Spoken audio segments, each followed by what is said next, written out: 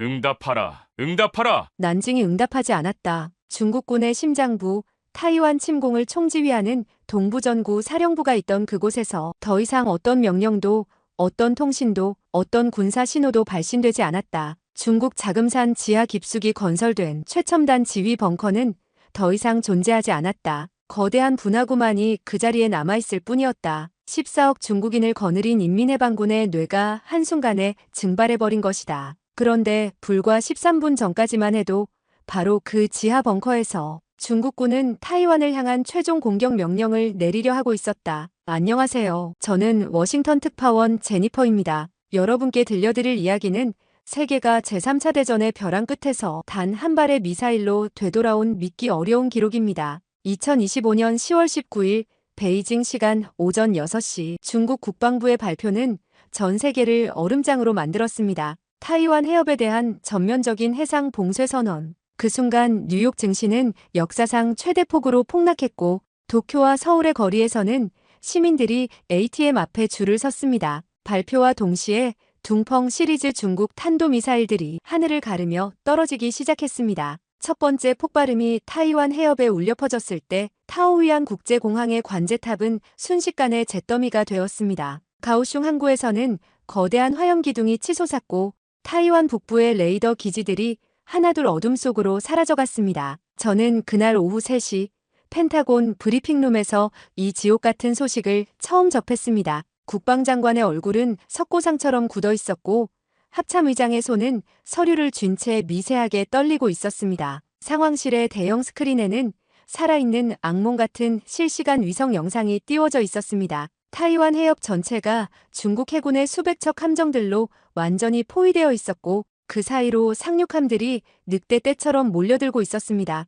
요코스카 기지에서는 미 해군 제7함대 소속 항공모함 로널드 레이거노가 사이렌을 울리며 긴급 출항했습니다. 갑판 위에 F-18 호넷들이 연속으로 이륙하는 모습이 마치 분노한 벌떼 같았습니다. 하지만 함대가 타이완 해협에 도달하려면 최소 24시간이 필요했고 그 사이의 상황은 통제 불능으로 치닫고 있었습니다. 중국군의 움직임을 분석한 정보 당국자들의 보고는 절망적이었습니다. 난징공구 소속 상륙부대 15만 명이 중국 연안 지역에 집결을 완료했다는 것입니다. 헬기 착륙함 8척, 상륙함 32척, 그리고 수백 대의 전투기들이 일제히 출격 준비를 마쳤다는 암울한 소식이었습니다. 워싱턴의 분위기는 공포와 분노로 치달았습니다. 백악관 상황실에서는 국가안보회의가 밤새 계속되었고 의회 지도부들이 하나둘 창백한 얼굴로 모습을 드러냈습니다. 복도에서는 수십 명의 참모들이 전화기를 손에 쥔 채 뛰어다녔고 커피 냄새와 땀 냄새가 뒤섞인 채 긴장감이 건물 전체를 짓눌렀습니다.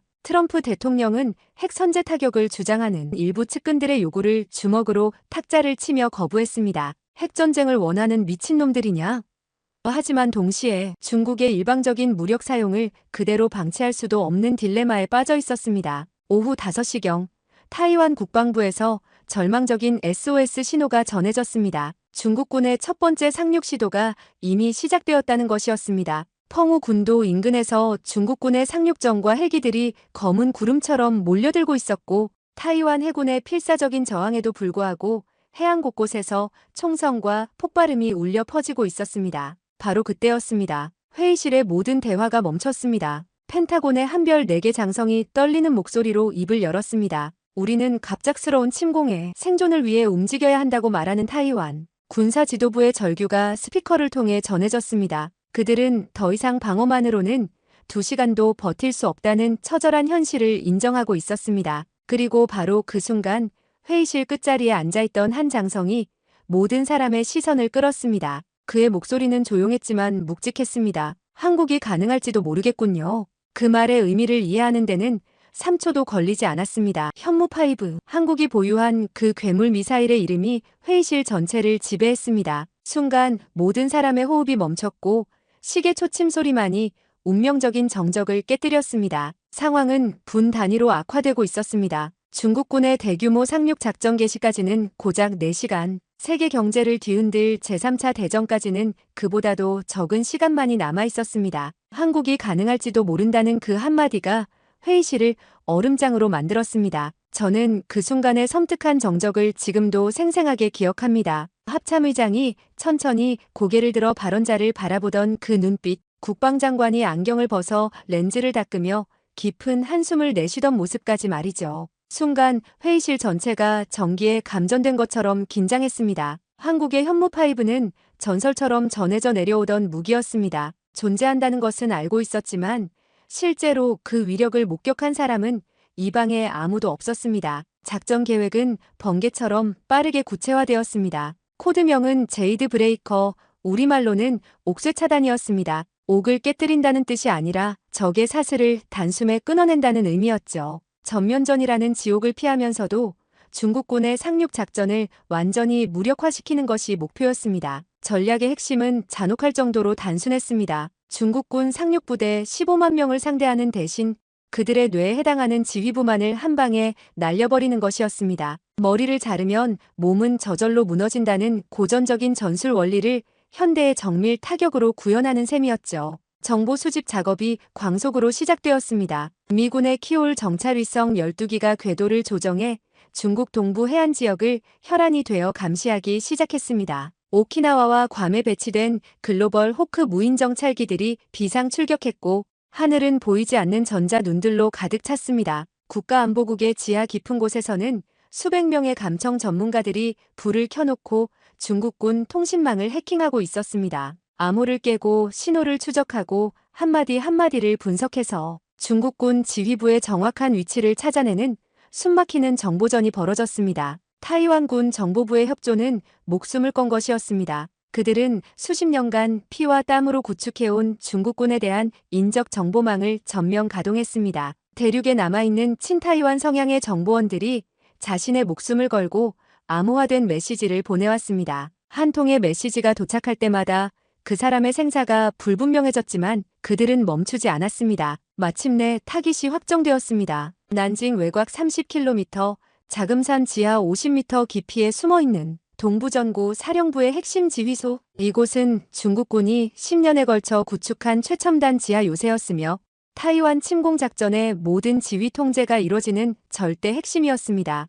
위성사진 분석 결과는 절망적이었습니다. 지하 50m 깊이에 건설된 이 시설은 일반적인 벙커 버스터로는 흠집조차 낼 수 없어 보였습니다. 콘크리트 두께만 15m, 그 위에 특수 강철판과 충격 흡수층까지 다중으로 설치되어 있었습니다. 더욱 끔찍한 것은 지상 방어 체계였습니다. 자금산 주변에는 S-400 지대공 미사일 시스템이 거미줄처럼 배치되어 있었고 산 정상에는 위성 신호를 교란하는 전자전 장비들이 마치 악마의 안테나처럼 삐죽삐죽 솟아 있었습니다. 펜타곤의 작전 계획관들은 밤새도록 머리를 싸맸습니다. 미주리에서 출격하는 B-2 스텔스 폭격기 편대를 이용한 전면 공습이 첫 번째 후보였지만 중국 영공 1000km를 뚫고 들어가야 하는 자살 작전이었습니다. 토마호크 순항미사일 일제 사격도 고려되었지만 중국의 다층 방공망을 뚫고 지하 깊숙한 목표물을 파괴하기에는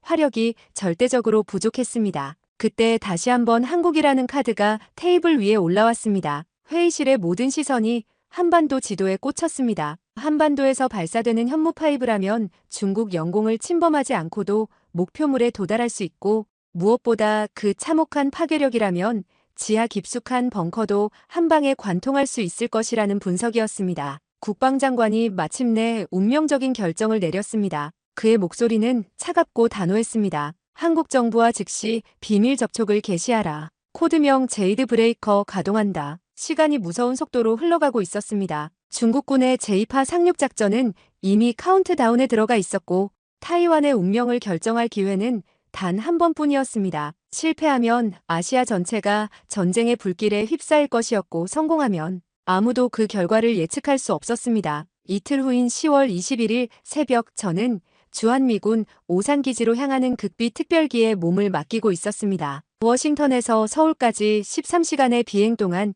제 손에는 붉은색 최고기밀 봉투가 떨리고 있었습니다. 기내에서 받은 브리핑 자료를 읽으며 저는 인류 역사상 가장 위험한 임무에 참여하고 있다는 것을 깨달았습니다. 기지에 도착하자마자 저를 맞이한 광경은 소름이 돋을 정도였습니다. 활주로 한편에 자리 잡은 전술 발사대 위에 검은색 보호덮개로 덮인 거대한 물체가 마치 잠자는 용처럼 놓여 있었습니다. 길이만 해도 15m는 좋게 넘어 보였고 직경도 성인 남성 2명이 양팔을 벌려도 안을 수 없을 정도였습니다. 바로 현무5였습니다. 한국군 경비병들이 기관총을 든 채 3중으로 둘러싸인 그 모습은 마치 신화 속 괴물을 봉인해 둔 것 같았습니다. 보호덮개 틈새로 보이는 검은 금속 표면에서는 서늘한 기운이 흘러나왔고 그것을 바라보는 것만으로도 등골이 오싹해졌습니다. 미국 기술진들이 가져온 3차원 시뮬레이션 장비 앞에는 한국과 미국의 최고 전문가들이 긴장된 얼굴로 모여 있었습니다.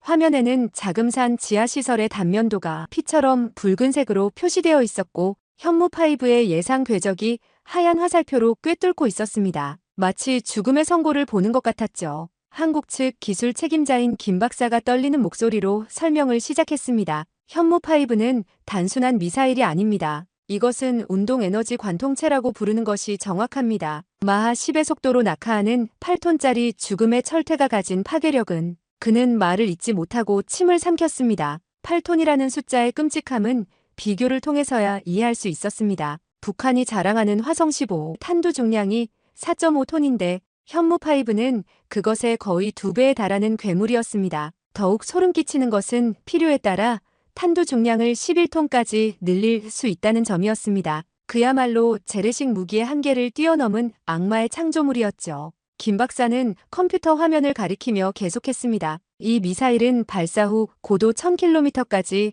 상승한 다음 목표물을 향해 수직으로 낙하합니다. 대기권 재진입 시의 속도는 초속 3000m를 넘어서며 그의 말에 따라 화면의 궤적이 빨갛게 타오르며 내려꽂히는 모습이 나타났습니다. 가장 무서운 것은 관통 능력이었습니다. 현무5는 콘크리트 100m를 마치 두부를 찌르듯 관통할 수 있도록 설계되었습니다. 자금산 지하시설이 지하 50m에 있다는 점을 고려하면 그야말로 과도할 정도의 파괴력이었습니다. 김 박사는 화면에 나타난 시뮬레이션을 가리키며 말했습니다. 지하시설은 말 그대로 증발할 것입니다. 미국 기술진 중 한 명이 창백한 얼굴로 질문했습니다. 정말로 한 발만으로 그 거대한 지하 요새를 완전히 무력화할 수 있을까요? 회의실에 죽음의 정적이 흘렀습니다. 김 박사는 차가운 미소를 지으며 단호하게 답했습니다. 한 발이면 충분합니다. 아니, 한 발이면 너무 충분합니다. 그 순간 회의실에 있던 모든 사람들이 소름이 돋았습니다. 누구도 감히 이의를 제기할 수 없었습니다.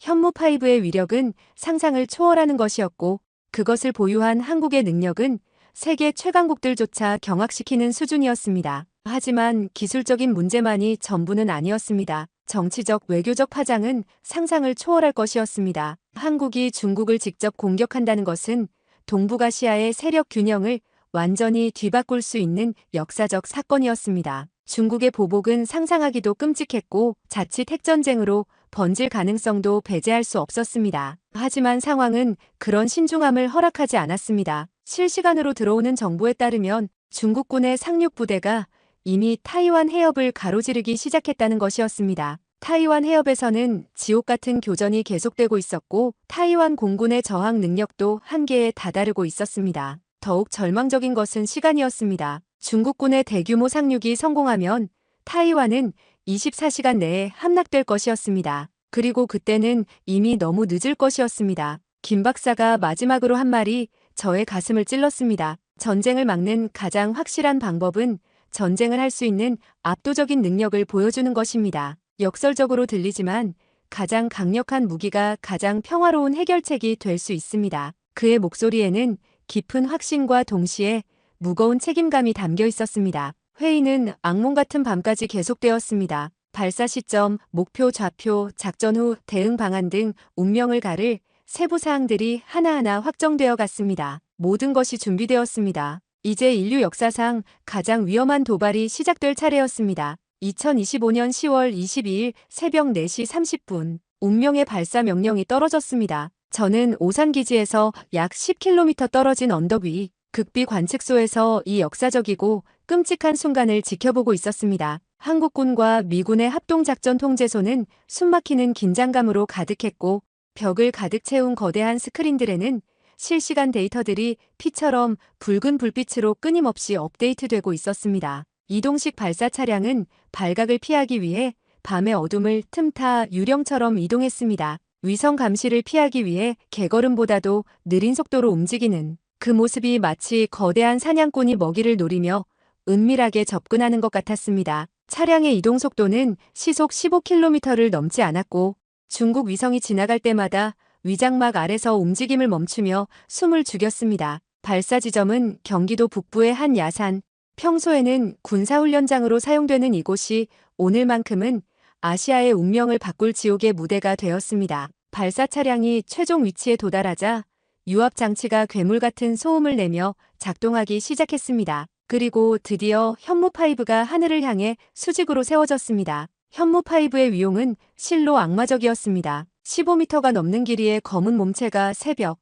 어둠을 찢고 솟구쳐 있는 모습은 마치 지옥에서 올라온 죽음의 기둥 같았습니다. 미사일 표면의 세라믹 타일들이 새벽 안개 속에서 섬뜩하게 반짝였고 연료 주입구에서 나오는 하얀 증기가 유령처럼 흘러내렸습니다. 최종 점검이 시작되었습니다. 목표 좌표 재확인, 기상 조건 분석, 통신 상태 점검까지 모든 것이 완벽했습니다. 난징까지의 거리는 정확히 300km. 현무5에게는 사정거리 내에 확실한 먹잇감이었습니다. 새벽 4시 30분 정각, 운명의 발사 버튼이 눌러졌습니다. 순간적으로 지옥이 열렸습니다. 엄청난 화염과 연기가 발사대를 완전히 뒤덮었고 대지는 마치 거대한 지진이 일어난 것처럼 격렬하게 진동했습니다. 하지만 놀랍게도 소음은 예상보다 적었습니다. 고체 연료 로켓의 특성상 액체 연료보다 조용하다고는 했지만 그래도 소름 끼칠 정도로 조용했습니다. 마치 거대한 유령이 조용히 승천하는 것 같았죠.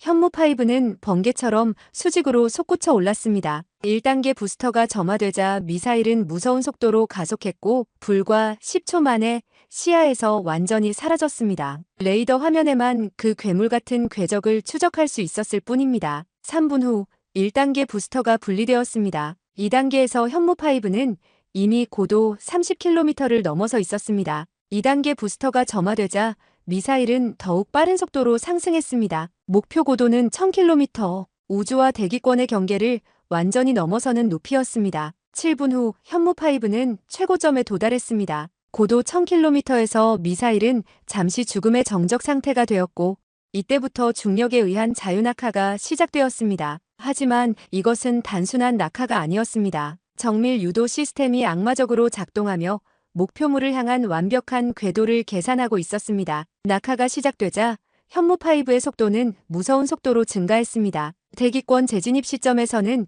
이미 마하 5를 넘어서고 있었고 지상 충돌 직전에는 마하 10에 도달할 예정이었습니다. 8톤의 질량과 마하 10의 속도, 그 운동 에너지는 작은 핵폭탄에 맞먹는 파괴력이었습니다. 작전 통제소의 모든 사람들이 숨을 죽이고 지켜보았습니다. 거대한 스크린에는 현무5의 궤적이 붉은 선으로 표시되어 있었고 그 선이 자금산을 향해 다가갈 때마다 모든 사람의 심장이 터질 것 같았습니다. 11분 후 지옥이 터졌습니다. 하지만 폭발음은 들리지 않았습니다. 300km 떨어진 거리에서 소리가 들릴 리는 없었지만 그보다도 현무5의 공격 방식 자체가 달랐습니다. 폭약이 아닌 순수한 운동 에너지로 목표물을 완전히 분쇄하는 방식이었기 때문에 기존의 어떤 폭탄과도 전혀 다른 지옥 같은 양상을 보였습니다. 대신 대지가 울부짖었습니다. 한국지질자원연구원의 지진 관측소에서는 규모 4.7의 인공 지진이 감지되었다고 긴급 보고했습니다. 진원지는 난징 북동쪽 약 30km 지점,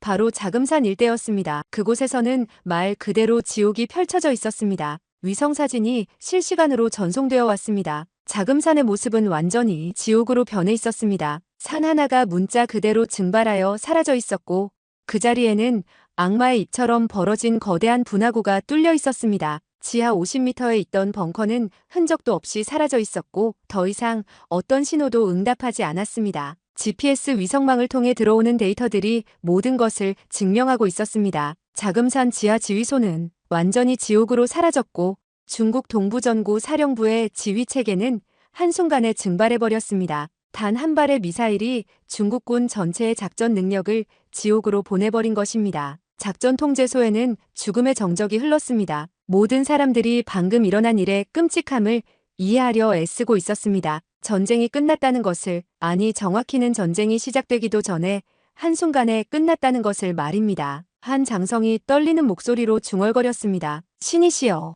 우리가 무슨 일을 저지른 거냐? 자금산이 지옥으로 사라진 지 30분이 지났을 때 중국군 내부에서는 완전한 카오스가 시작되었습니다. 저는 국가안보국의 실시간 감청 보고서를 통해 그 아비규환의 실상을 생생하게 목격할 수 있었습니다. 동부정구 사령부와의 통신이 완전히 두절되자 각 부대들은 마치 머리를 잃은 뱀처럼 우왕좌왕했습니다. 타이완 해협에 전개되어 있던 상륙부대의 지휘관들은 미친 듯이 난징으로 연락을 시도했지만 돌아오는 것은 끔찍한 정적뿐이었습니다. 마치 거대한 뇌가 갑자기 증발해버린 것처럼 중국군 전체의 움직임이 서서히 마비되기 시작했습니다. 감청된 중국군 내부 통신은 공포 그 자체였습니다. 난징 사령부 응답하라. 이것은 긴급 상황이다.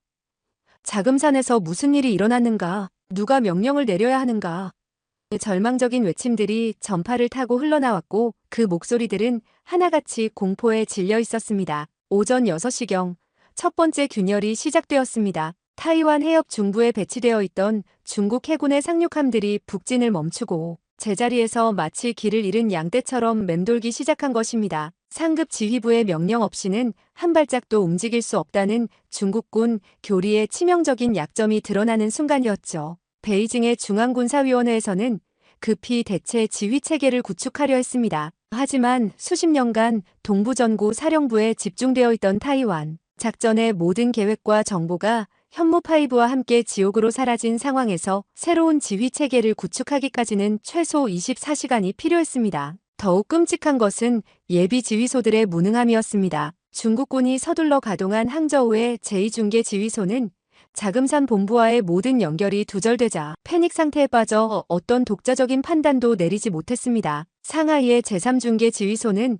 더욱 절망적이었습니다. 통신 장비의 호환성 문제로 전방 부대들과 연결 자체가 되지 않아 완전히 고립된 상태였습니다. 가장 놀라운 것은 국제사회에 얼어붙은 침묵이었습니다. 미국과 한국 모두 공식적인 입장을 발표하지 않았습니다. 마치 세상에서 가장 끔찍한 일이 일어났는데도 아무도 그것을 인정하지 않으려는 것 같았습니다. 백악관 대변인은 정례 브리핑에서 중국 내부에서 발생한 지진에 대해 차가운 위로의 말만 전했을 뿐 그 어떤 군사적 연관성도 언급하지 않았습니다. 한국 정부의 침묵은 더욱 섬뜩했습니다. 국방부는 정기훈련의 일환으로 미사일 발사 훈련을 실시했다고만 발표했을 뿐 목표물이나 발사 지점에 대해서는 철저히 함구했습니다. 마치 서로 사전에 죽음의 약속이나 한 듯 모든 당사자들이 입을 다물고 있었습니다. 반면 국제위성사진 분석업체들은 공포에 질린 채 분주하게 움직였습니다. 플래닛 랩스와 맥사 테크놀로지 같은 상업위성업체들이 중국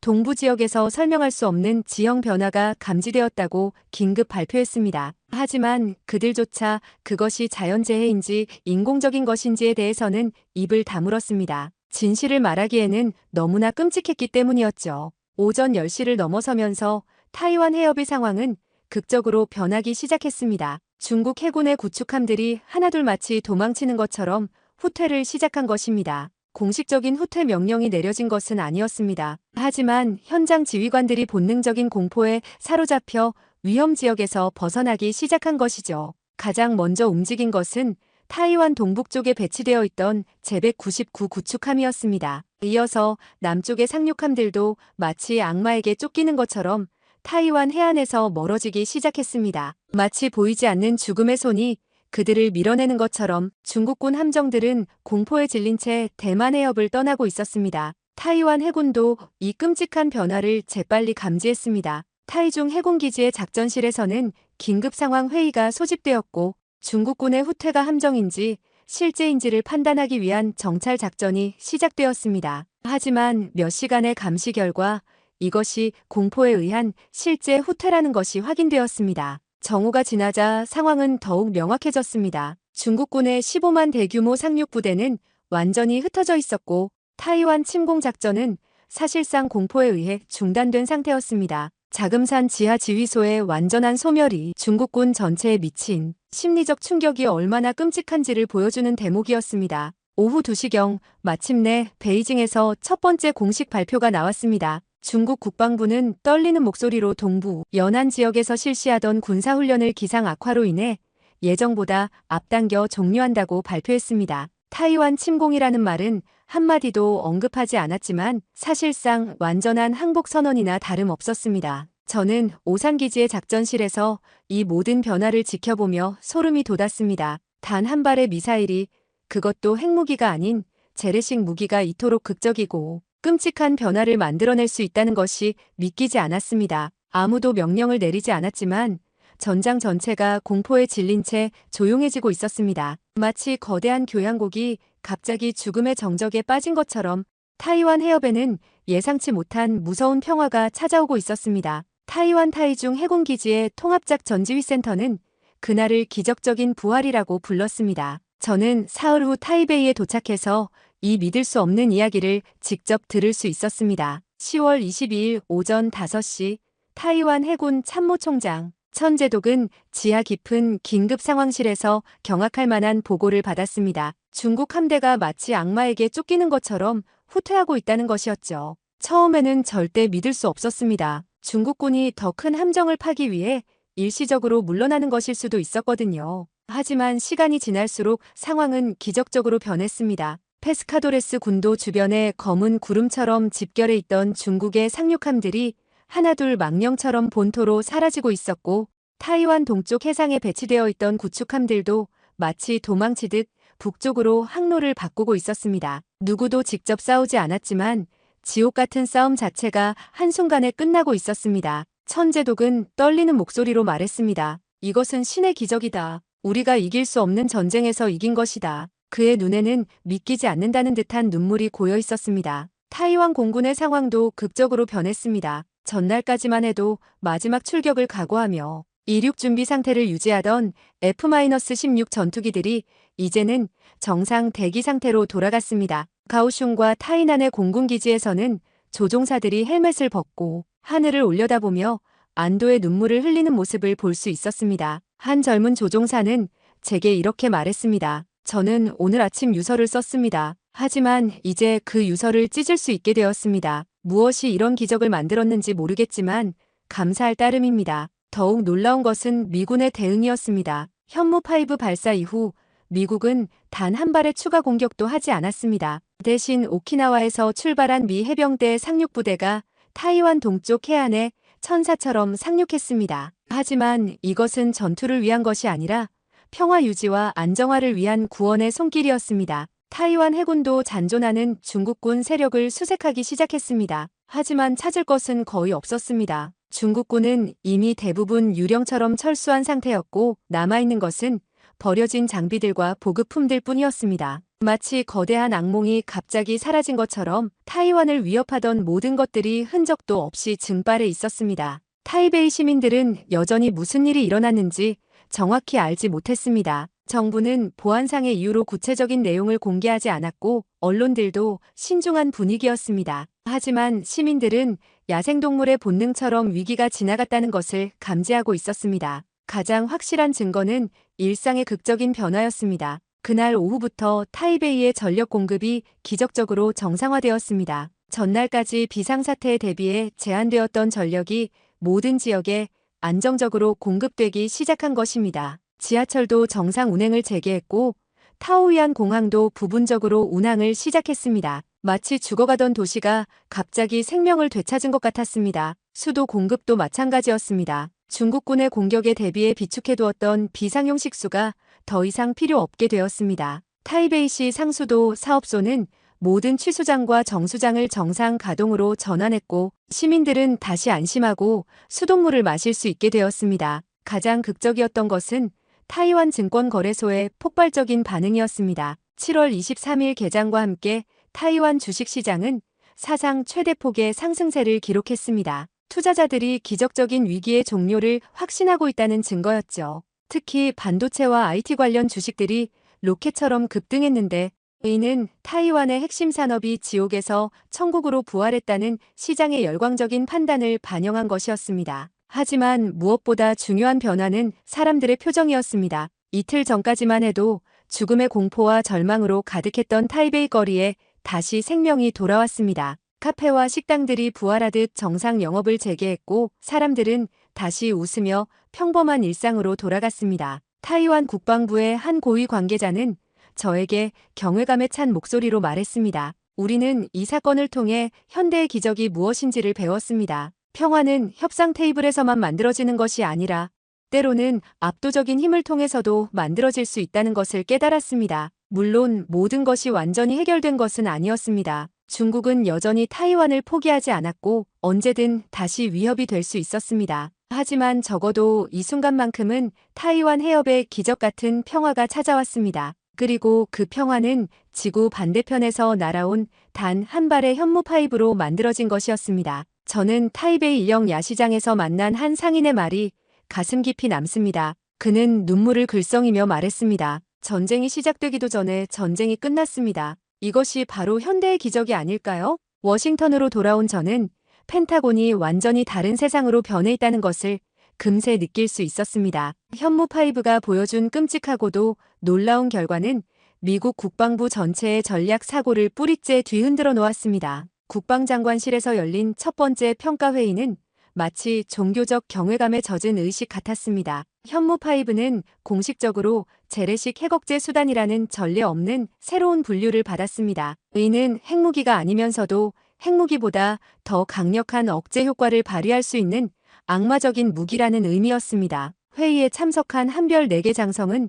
떨리는 목소리로 말했습니다. 우리는 냉전 이후 가장 혁명적인 전략 무기의 탄생을 목격했습니다. 아니, 어쩌면 인류 역사상 가장 무서운 무기를 본 것일지도 모릅니다. 무엇보다 소름 끼치는 것은 그 효과의 절대적 지속성이었습니다. 현무5는 단 한 발로 중국군의 타이완 침공 계획을 완전히 지옥으로 보내버렸을 뿐만 아니라 중국이 향후 10년간은 그런 시도를 꿈도 꿀 수 없게 만들었습니다. 자금산 지하 지휘소 재건에만 최소 5년이 걸릴 것이고 그동안 중국군은 대규모 상륙작전을 수행할 능력을 완전히 잃게 되었기 때문입니다. 더욱 충격적인 것은 중국군 지휘부의 심리적 트라우마였습니다. 한 번의 공격으로 핵심 지휘소가 증발해버린다는 공포는 중국군 전체를 마비시키고 있었습니다. 그들은 이제 어디에 숨어도 안전하지 않다는 것을 뼈저리게 깨달았습니다. 이 사건 이후 미국과 한국의 관계는 완전히 새로운 차원으로 격상되었습니다.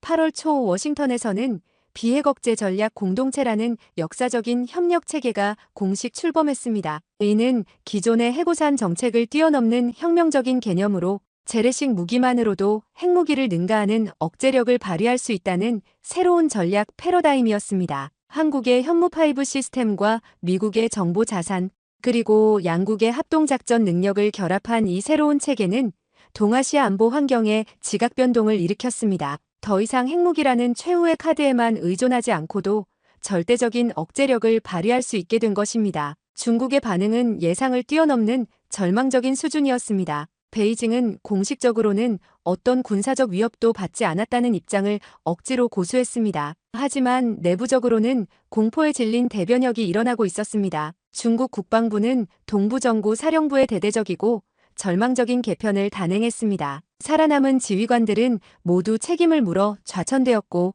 지하시설의 방어력 강화에 국가 예산의 10%에 달하는 천문학적 금액을 투입하기 시작했습니다. 하지만 그들도 알고 있었습니다. 현무5 앞에서는 어떤 방어도 무의미하다는 것을 말이죠. 더욱 극적인 것은 중국의 대외 정책 변화였습니다. 대만에 대한 무력 사용 가능성을 공개적으로 위협하던 중국 지도부가 갑자기 온순한 양처럼 평화적 통일이라는 기존 입장으로 꼬리를 내렸습니다. 시진핑 주석은 9월 초 열린 당 정치국 회의에서 떨리는 목소리로 양안 관계의 평화적 발전이 중국의 변함없는 정책이라고 재천명했습니다. 국제사회의 평가는 경악과 찬사가 뒤섞인 복잡한 것이었습니다. 유럽연합은 이번 사건을 통해 아시아 태평양 지역의 안정이 혁명적으로 증진되었다고 평가했습니다. 일본은 더욱 열광적이었습니다. 기시다 총리는 한국의 역할을 극찬하며 한일 간 안보 협력을 전례 없는 수준으로 강화하겠다고 발표했습니다.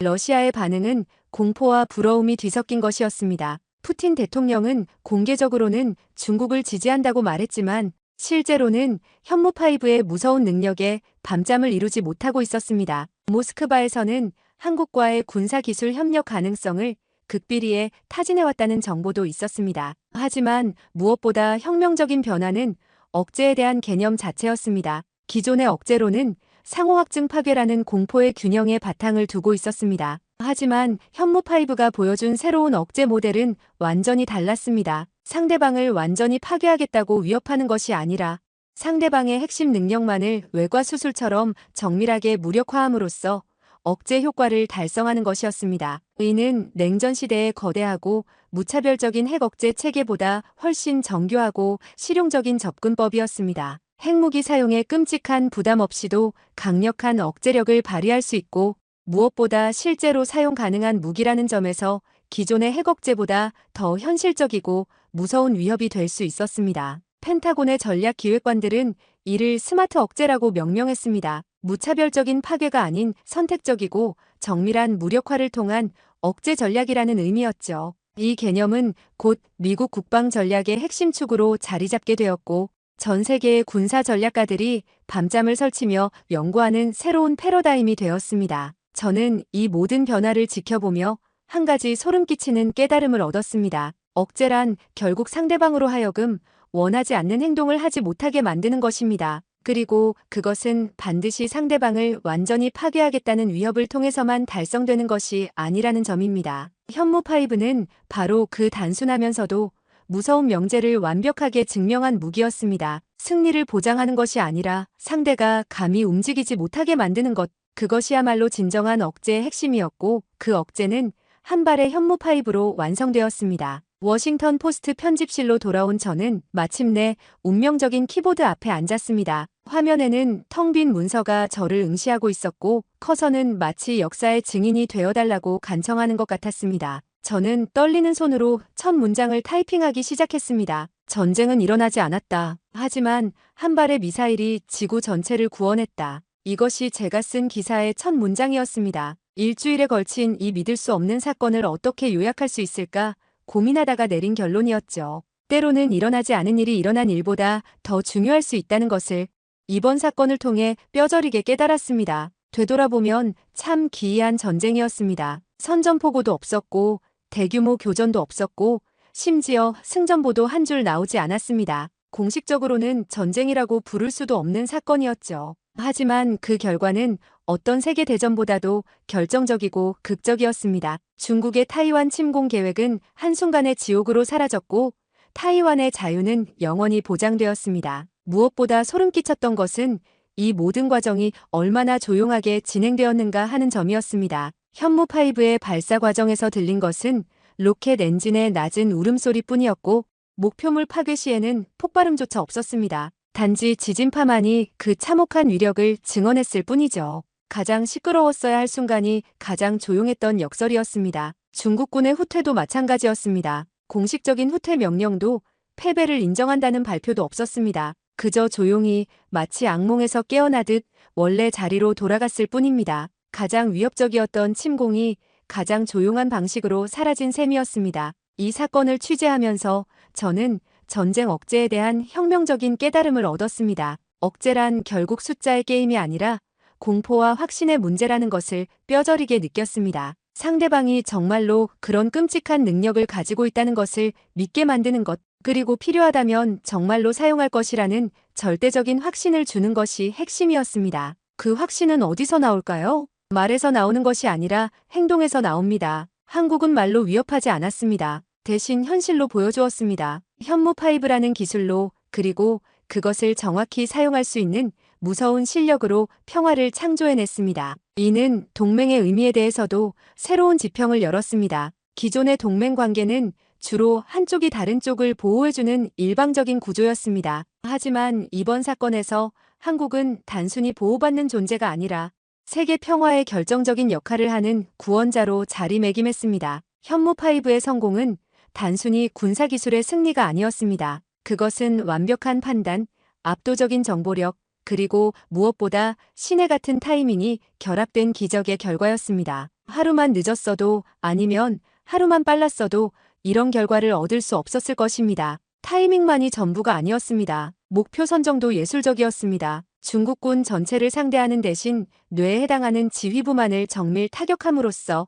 최소한의 손상으로 최대한의 효과를 거둘 수 있었습니다. 이는 무차별적인 파괴가 아닌 외과수술적 정밀함의 완벽한 승리였습니다. 물론 모든 것이 영원히 해결된 것은 아닙니다. 중국은 여전히 강대국이고 타이완 문제는 여전히 동아시아의 잠재적 화약고로 남아 있습니다. 하지만 적어도 향후 10년간은 무력을 통한 일방적 해결이 불가능하다는 것이 증명되었습니다. 현무5는 그만큼 절대적인 억제력을 발휘했습니다. 어쩌면 이것이 미래 전쟁의 새로운 모습일지도 모릅니다. 대규모 파괴와 막대한 인명 손실을 동반하는 전통적인 전쟁 대신 정밀하고 제한적인 타격을 통해 분쟁을 해결하는 방식 말입니다. 물론 이것이 항상 가능한 것은 아니겠지만 적어도 하나의 혁명적인 가능성을 보여준 것은 분명합니다. 저는 기사를 마무리하면서 이렇게 썼습니다. 가장 조용한 무기가 가장 시끄러운 전쟁을 막았다고 말이죠. 현무5는 한 번도 큰 소리를 낸 적이 없었습니다. 하지만 그 침묵이